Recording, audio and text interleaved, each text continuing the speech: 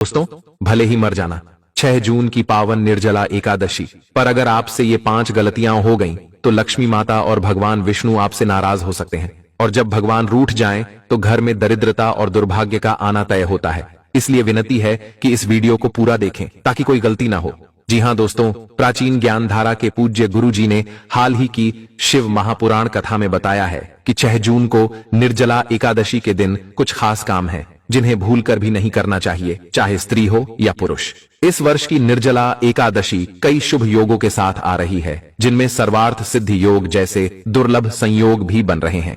यह एकादशी आपके भाग्य का द्वार खोल सकती है, लेकिन गलती से किए गए कुछ काम उसी द्वार को बंद भी कर सकते हैं। अगर किसी ने बिना जानकारी के इस दिन ये काम कर लिए, तो लक्ष्मी माता और श्री हरि विष्णु रुष्ट हो सकते हैं, जिससे जीवन भर दुख और निराशा पीछा नहीं छोड़ते। इसलिए अनुरोध है कि वीडियो को अधूरा न छोड़ें। कुछ लोग बीच बीच से देखकर आगे बढ़ जाते हैं और फिर कहते हैं कि उन्हें कोई लाभ नहीं हुआ। अधूरी जानकारी हमेशा नुकसान ही देती है। गुरुजी कहते हैं कि सनातन धर्म की सभी एकादशियों में निर्जला एकादशी को सबसे श्रेष्ठ माना गया है। स्कंद पुराण के अनुसार यह दिन लक्ष्मी माता को समर्पित है। अगर इस दिन कोई अनुचित कार्य कर दिया गया, तो लक्ष्मी जी का आगमन नहीं होता, बल्कि वह द्वार से लौट जाती है। खासकर सुहागन महिलाएं इस दिन सावधानी बरतें, क्योंकि अगर चूक हुई तो गरीबी का प्रवेश रोक पाना मुश्किल होगा।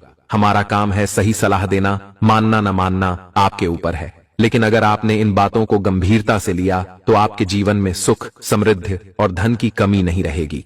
इस बार कई वर्षों बाद ऐसा शुभ संयोग बन रहा है, जिसमें कुल 21 प्रकार के मांगलिक योग बन रहे हैं, जिनमें धन प्राप्ति का योग भी शामिल है। इस वीडियो में हम आपको बताने जा रहे हैं कि किन कामों से बचना है, कौन से उपाय करने हैं और एक खास वस्तु जिसे अगर इस दिन खा लिया जाए तो लक्ष्मी कृपा से धन वर्षा हो सकती है। यह वीडियो ज्ञानवर्धक है, इसलिए इसे ध्यानपूर्वक अंत तक जरूर देखें। अधूरी जानकारी के कारण जीवन में सफलता नहीं मिलती, इसलिए पूरा वीडियो जरूर देखें। आज की इस वीडियो में आप लोगों को निर्जला एकादशी के दिन की वे 5 बड़ी गलतियां बताई जाएंगी, जो आपको भूलकर भी नहीं करनी चाहिए। और यह भी बताया जाएगा कि इस दिन क्या खाना चाहिए और क्या नहीं खाना चाहिए, जिससे परिवार में कोई दोष न लगे। साथ ही इस निर्जला एकादशी के दिन किए जाने वाले 4 से 5 खास उपाय भी बताए जाएंगे, और आपको इस दिन किन किन बातों का ध्यान रखना है। इसी के साथ इस महीने आपको कौन से 5 काम करने से बचना चाहिए, यह भी बताया जाएगा। ये सारी जानकारी हम आपको इस वीडियो में देंगे। इस वीडियो को देखने के बाद आपको कोई और वीडियो देखने की जरूरत नहीं पड़ेगी। तो चलिए दोस्तों, वीडियो में आगे बढ़ते हैं। अगर आप भी चाहते हैं कि जीवन भर माता रानी का आशीर्वाद आप पर सदैव बना रहे, तो वीडियो को लाइक करें, चैनल प्राचीन ज्ञान धारा को सब्सक्राइब करें और कमेंट बॉक्स में जय माता लक्ष्मी, जय हरि विष्णु जरूर लिखें।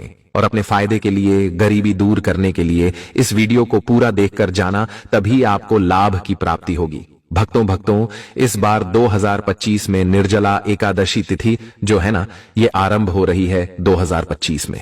निर्जला एकादशी का व्रत 6 जून शुक्रवार को रखा जाएगा। यह व्रत ज्येष्ठ मास के शुक्ल पक्ष की एकादशी तिथि को मनाया जाता है और इसे पापों से मुक्ति, मोक्ष की प्राप्ति और जीवन में सुख समृद्धि के लिए बहुत शुभ माना जाता है। निर्जला एकादशी 2025, जिसे भीमसेनी 2025 में भी कहा जाता है, एकादशी भी कहा जाता है, शुक्रवार 6 जून 2025 को मनाई जाएगी। यह व्रत सभी एकादशियों में सबसे कठिन माना जाता है, क्योंकि इसमें जल सहित कोई आहार नहीं लिया जाता। एकादशी तिथि प्रारंभ होगी 6 जून 2025 को प्रातः 2:15। एकादशी तिथि समाप्त होगी 7 जून 2025 को प्रातः 4:47। व्रत तोड़ने का समय यानी पारण 7 जून 2025 को दोपहर 1:56 से 4:26 तक रहेगा। पूजा विधि और नियम में सबसे पहले प्रातः सूर्योदय से पहले उठकर स्नान करें और स्वच्छ पीले वस्त्र धारण करें। फिर भगवान विष्णु का ध्यान करके निर्जला व्रत का संकल्प लें। पूजा में भगवान विष्णु को पंचामृत, फूल, फल, चंदन, दूर्वा, अक्षत आदि अर्पित करें। उसके बाद ओम नमो भगवते वासुदेवाय मंत्र का जाप करें और विष्णु सहस्त्र नाम का पाठ करें। रात को भजन कीर्तन करें और भगवान विष्णु का स्मरण करते हुए जागरण करें। अगले दिन द्वादशी को व्रत का पारण करने से पहले ब्राह्मणों को अन्न, वस्त्र, जल से भरे घड़े, छाता आदि का दान करें। इस व्रत में जल सहित कोई भी आहार नहीं लिया जाता। हालांकि आचमन के लिए शुद्धिकरण हेतु 1 बूंद जल लेना स्वीकार्य होता है, लेकिन इससे अधिक जल लेना व्रत का उल्लंघन माना जाता है। अभिजीत मुहूर्त दिन का सबसे शुभ समय माना जाता है, जो लगभग 11:45 से 12:30 तक रहता है। समय भगवान विष्णु की पूजा करना अत्यंत फलदायी होता है। दोस्तों, शास्त्रों के अनुसार निर्जला एकादशी को सभी तिथियों में सर्वश्रेष्ठ कहा गया है, क्योंकि इस दिन भगवान श्री हरि विष्णु और माता लक्ष्मी जी की पूजा करने से व्यक्ति को सभी भौतिक सुख सुविधाओं की प्राप्ति होती है और सभी प्रकार के रोग, कष्ट, दुख, दरिद्रता से सदा के लिए मुक्ति मिलती है। साथ ही निर्जला एकादशी के इस अति पावन दिन कुछ विशेष उपाय करके व्यक्ति अपने जन्म जन्मांतर के पाप कर्मों से भी छुटकारा पा सकता है। अगर इस महीने आप भगवान की सच्चे मन से पूजा करते हैं तो किस्मत पलट सकती है। लेकिन जितना इस महीने में भगवान विष्णु और माता लक्ष्मी प्रसन्न होते हैं, उतना ही कुछ काम करने से वे क्रोधित भी हो जाते हैं। धर्मशास्त्र में कुछ कार्यों को इस दिन करने की मनाही है। बहुत से लोग यह नहीं जानते कि हमारे जीवन की कई समस्याएं, दुख और कष्ट हमारे ही द्वारा किए गए पाप कर्मों का परिणाम होते हैं, चाहे वे इस जन्म के हों या पिछले जन्मों के। इसी कारण भगवान ने हमें एकादशी जैसे दिन दिए हैं ताकि हम उन पापों से मुक्ति पा सकें। इसीलिए हर व्यक्ति को अपने परिवार की भलाई और बच्चों की तरक्की के लिए भगवान विष्णु और माता लक्ष्मी की सच्चे मन से पूजा जरूर करनी चाहिए। लेकिन शास्त्रों में यह भी बताया गया है कि अगर कोई मनुष्य इस दिन 5 विशेष गलतियों में से किसी एक को भी कर देता है तो उसके द्वारा किए गए सभी पुण्य कर्म नष्ट हो सकते हैं और जीवन में दरिद्रता आने की संभावना बढ़ जाती है, क्योंकि यह दिन पूरी तरह भगवान विष्णु और माता लक्ष्मी को समर्पित होता है और घर में लक्ष्मी का वास रहना आज के समय में अत्यंत आवश्यक है। बिना लक्ष्मी कृपा के जीवन दुखमय हो सकता है। तो आइए अब जानते हैं कि इस दिन आपको क्या करना चाहिए और किन बातों का ध्यान रखना है। सबसे पहले तो भक्तों, यह बात गांठ बांध लीजिए कि अगर भगवान इस दिन प्रसन्न हो जाएं, तो आपके जीवन का कायाकल्प हो सकता है। ऐसा व्यक्ति मरने के बाद बैकुंठ धाम को प्राप्त करता है। शास्त्रों में इस दिन कुछ विशेष कार्य वर्जित बताए गए हैं, जिन्हें करने से जीवन में समस्याएं आती हैं और भगवान विष्णु तथा माता लक्ष्मी की नाराजगी का सामना करना पड़ता है। सबसे पहली बात जो विशेष रूप से ध्यान देने योग्य है, वह तुलसी माता से जुड़ी है। निर्जला एकादशी के दिन महिलाएं भूलकर भी खुले बालों में तुलसी माता की पूजा न करें। ऐसा करने से पुण्य की जगह दोष लगता है। तुलसी माता भगवान विष्णु को अत्यंत प्रिय हैं और उनकी पूजा में तुलसी का भोग अनिवार्य माना गया है। भगवान विष्णु बिना तुलसी के कोई भी भोग स्वीकार नहीं करते। यदि आप तुलसी को जल अर्पित कर रहे हैं तो ध्यान रखें कि सूर्योदय से पहले और सूर्यास्त के बाद तुलसी को जल नहीं देना चाहिए। इसके अलावा हर शाम तुलसी माता के सामने दीपक जरूर जलाएं। अब बात करते हैं दूसरी बड़ी गलती की। शास्त्रों में स्पष्ट लिखा है कि यह दिन स्वयं भगवान विष्णु और माता लक्ष्मी का दिन है। ऐसे में अगर कोई व्यक्ति इस दिन मांस, मदिरा या अन्य तामसिक वस्तुओं का सेवन करता है तो वह 7 पीढ़ियों तक वंशहीन हो सकता है और ऐसे लोग दुर्घटनाओं का शिकार भी हो सकते हैं। इसीलिए इस दिन घर में कोई भी तामसिक वस्तु न बनाएं और न ही किसी को खाने दें। इस बार निर्जला एकादशी तिथि रोहिणी नक्षत्र में शुक्रवार के दिन पड़ रही है। इस कारण अगर आप इस दिन किसी को दूध या दूध से बनी चीजें दान करते हैं तो माता लक्ष्मी आपसे नाराज हो सकती हैं। इसी तरह इस दिन लोहे या लोहे से बनी चीजें भी दान नहीं करनी चाहिए। दोस्तों, इस दिन तामसिक चीजों का दान बिल्कुल न करें। इससे कुंडली में माता लक्ष्मी और शुक्र ग्रह का प्रभाव कमजोर हो जाता है। आइए जानते हैं अगली गलती के बारे में। इस दिन किसी से भी झगड़ा या विवाद नहीं करना चाहिए। माना जाता है कि इससे जीवन में बड़ी परेशानियां आ सकती हैं। निर्जला एकादशी के दिन ऐसा कोई काम न करें जिससे पति पत्नी के रिश्ते में तनाव आए। दंपति को प्रेम और तालमेल से रहना चाहिए, लेकिन इस दिन शारीरिक संबंध नहीं बनाने चाहिए, क्योंकि इस दिन उत्पन्न संतान अस्वस्थ हो सकती है। इसलिए दोनों को ब्रह्मचर्य का पालन करना चाहिए। इस दिन काले रंग की वस्तुओं का दान भी नहीं करना चाहिए। महिलाओं और पुरुषों दोनों को बाल और नाखून नहीं कटवाने चाहिए और बाल नहीं धोने चाहिए। ऐसा करने से कुंडली में चंद्रमा कमजोर हो जाता है, जिससे आर्थिक स्थिति बिगड़ सकती है। हर एकादशी पर बाल धोने से व्यक्ति धीरे धीरे दरिद्रता की ओर चला जाता है। अब जानते हैं तीसरी गलती। इस दिन मन को शांत रखना बेहद जरूरी है। किसी से भी लड़ाई झगड़ा या कलह नहीं करनी चाहिए। व्रत में श्री लक्ष्मी नारायण को काले वस्त्र नहीं पहनाने चाहिए। पूजा के समय लाल या पीले वस्त्रों का प्रयोग करें। साथ ही घर के मुख्य द्वार पर कभी भी जूते, चप्पल या झाड़ू न रखें। ऐसा करने से माता लक्ष्मी नाराज होकर लौट जाती हैं और जहां लक्ष्मी नहीं जाती वहां दरिद्रता प्रवेश कर जाती है। आपने देखा होगा कि लोग घर के दरवाजे पर नींबू और हरी मिर्च लटकाते हैं।